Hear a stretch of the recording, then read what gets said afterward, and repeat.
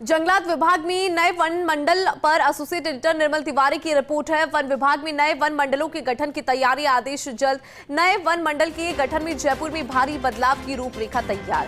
भीलवाड़ी, विराटनगर, थानागाजी व अजबगढ़ का कुछ हिस्सा कहलाएगा STR2, जबकि दौसा, बांदीकुई रेंज का कुछ हिस्सा और जमवारामगढ़, रायसर मिलकर जयपुर वाइल्ड लाइफ डिवीजन और जयपुर वाइल्ड लाइफ डिवीजन से हटेंगे नाहरगढ़ बायोलॉजिकल पार्क और हाथीगांव। दरअसल नाहरगढ़ बायोलॉजिकल पार्क और हाथीगांव अलग डिवीजन IFS की नियुक्ति होगी।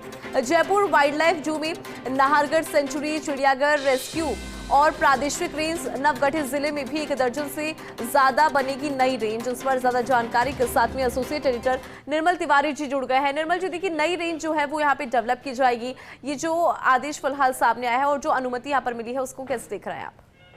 देखिए इंदु, निश्चित तौर पर बड़ी खबर है। और जो जंगलात महकमा है, वन महकमा की बात करें तो उसमें आमूलचूल परिवर्तन की जो बयार है वो बहुत तेजी से चल उठी है। और जल्दी संभावना ये है कि आने वाले 1-2 दिन में इस तरह की सूचना जारी होगी, तबादलों की सूची जारी होगी, नए जो पदोन्नति हुई थी उसके बाद जो पोस्टिंग का इंतजार था 6 महीने से, वो पोस्टिंग भी दी जाएंगी और तमाम जो बड़े बदलाव देखने को मिलेंगे। लेकिन जो सबसे महत्वपूर्ण बदलाव है वो है नए वन मंडलों के गठन का। दरअसल जब नए जिले बने थे उसके बाद से ये कोशिश की जा रही थी कि नए वन मंडल गठित किए जाए ताकि अधिकारों का जो है विकेंद्रीकरण किया जा सके, ताकि वन और वन्यजीव संरक्षण पुख्ता हो। जो सबसे बड़ा बदलाव है जयपुर में देखने को मिलेगा। जयपुर का जो वाइल्ड लाइफ जू जो है डिवीजन, उसको तोड़ा जाएगा और उसमें से नाहरगढ़ बायोलॉजिकल पार्क और हाथीगांव को मिला करके एक अलग डिवीजन बनाया जा रहा है, जिसमें RFS अधिकारी की जगह अब IFS अधिकारी की नियुक्ति होगी, क्योंकि इसको महत्वपूर्ण माना जा रहा है। उत्तर भारत के सबसे बड़े बायोलॉजिकल पार्क में से एक है नाहरगढ़ बायोलॉजिकल पार्क। और उसके साथ साथ अगर हम सीधे तौर पर बात करें हाथीगांव, जिसको बहुत ज्यादा संरक्षण की दरकार है, वहां पर IFS की नियुक्ति होगी। जयपुर वाइल्ड लाइफ जू के अलावा जू में अब रह जाएगा नाहरगढ़ सेंचुरी, उसके अलावा चिड़ियाघर, रेस्क्यू और प्रादेशिक रेंज।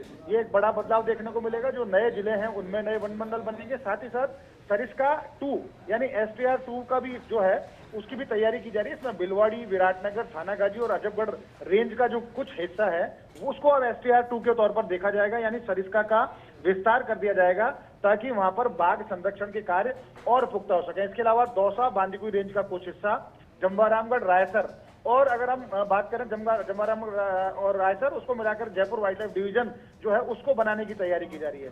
उसके अलावा जयपुर डिवीजन का, जैसे मैंने बताया कि वाइल्ड लाइफ डिवीजन का कुछ हिस्सा है उसको हटाया जाएगा और कुछ ऐसी जिम्मेदारी ACF को भी दी जाएगी जहां अभी तक रेंज अधिकारी की पोस्ट हुआ करती थी।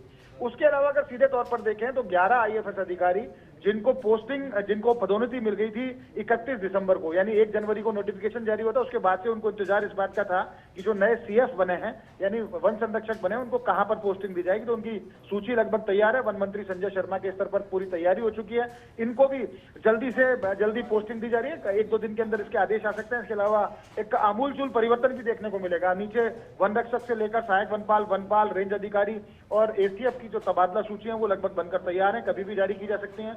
उसके अलावा जिनको पदोन्नति मिली थी उनका पदस्थापन भी किया जाएगा। तो निश्चित तौर पर कहा जा सकता है कि आने वाले कुछ समय के अंदर वन महकमे में आमूलचूल जो परिवर्तन है वो देखने को मिलेगा।